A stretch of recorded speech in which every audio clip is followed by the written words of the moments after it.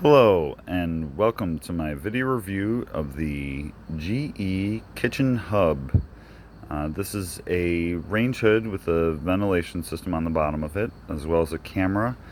I haven't mounted this in my kitchen yet. I'm actually currently doing other remodeling within the kitchen, so this has to be in my garage for the time being. But I have hooked this up to power today and connected it to my wireless network so that I can demonstrate its functions. So without further waiting, what I'm going to do is I'm going to go around the side here.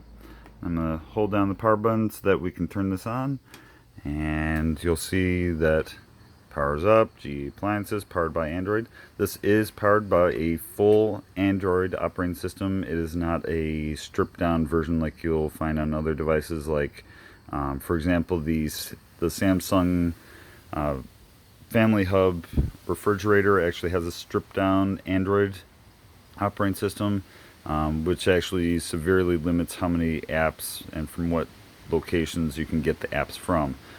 This is definitely different from that. I've actually copied all of the apps from my phone onto this Kitchen Hub device. So every single one of them installed just fine. I've tested them all. They all operate 100% identical to the like on my phone, other than where my phone has certain capabilities hardware wise that the Kitchen Hub does not.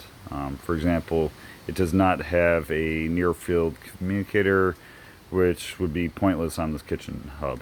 So what we're going to do is we're going to just look at here. You can see it's got a camera, settings, Google Duo, calendar, contacts, clock, files, FAQ, calculator, even the Domino's app. You can go in here and you can actually, order your food for Domino's from your Kitchen Hub. Various things like that. What you can also do is you can go into the entertainment section here. This comes already pre-configured with an entertainment folder basically. And you can see I've got my Amazon Prime Video, Hulu, Netflix, YouTube all in there. You also have your video chat. So you have Google Hangouts and you have Meet. I've never used Meet before, but Google Hangouts is definitely useful. And then what you have on the front here, you have Google Playstore. Like I said, every single app installed, no problem. You also have Google folder here with Google search engine, Chrome browser, Gmail, Maps, YouTube, Google Drive, play music, play movies, photos, all the normal stuff that you find on a normal computer system or on your phone. You also have the current weather. You can see 76 degrees in Aurora, 11:34 a.m., the date, the day, all that stuff, including you can touch this to talk to it and say, "Hello, Google." And there you saw "Hello, Google" pop up. It is a little bit slower just because I am, like I said, in the garage. I'm probably about 50 feet roughly from my wireless router, and it's actually going through aluminum siding as well, which really cuts down on the signal strength. So the fact that it responds quickly is really nice.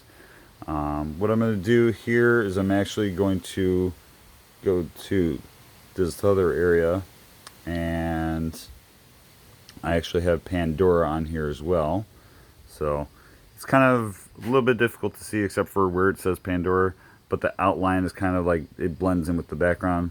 What I'm going to do is I'm going to touch that to launch Pandora, and I actually have the volume all the way up, so when I play this it's going to seem really loud. And what I'm going to do is I'm basically going to, because I don't want to advertise my garage, is I'm going to cover up my camera, and I'm actually going to just point it towards the house so you can see as I walk how far away I'm going, and you'll be able to see how loud it is. So we're going to do play here. It's buffering, and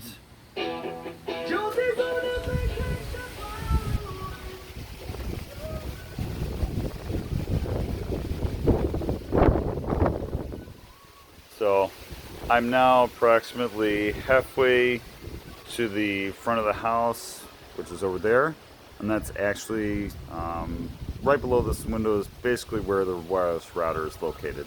It's about 10 feet inside the house going that way, so you gotta go about 20 feet all the way to the back here where it's aluminum siding, and then back to the garage, and that's how far it's reaching with the wireless to this kitchen hub.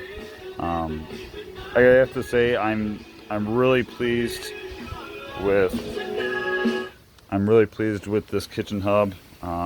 It is a little bit sluggish initially when you're doing the update, and it probably took about 5 to 10 minutes for it to download and install 2 firmware updates over the internet, even though it was literally 5 feet away from the wireless router. I suspect that is due to a underpowered processor, as well as the lower amount of system RAM that GE installed in this device. Really, I don't know why they did that. It's a tendency that a lot of manufacturers have to try to keep the cost down, but really, instead of installing, like 16 gig of RAM like they should have, I suspect they installed only 8. And definitely the processor, they could have used the current processor that's used in cell phones.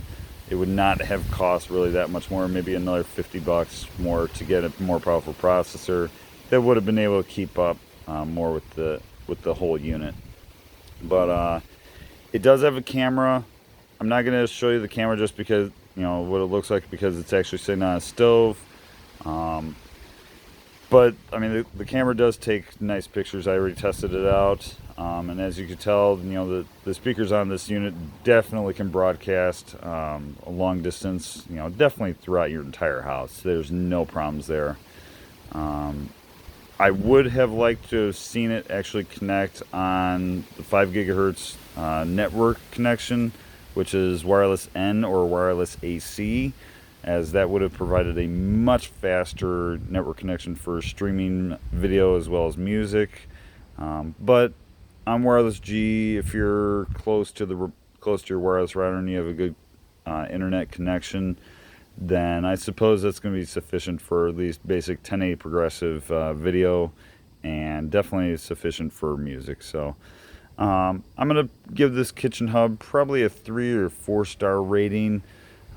Just because there's a couple things that GE should not really have skimped on that they did, but it's definitely a solid device, and I would definitely, if I had to buy it, if I had to pay money for it, I would have paid money for it. It's worthwhile, and it was a good replacement for the Samsung first that we used to have that had a touch panel. This touch panel is definitely a lot more function rich. So thank you very much for watching my video review, and have a terrific day. Bye.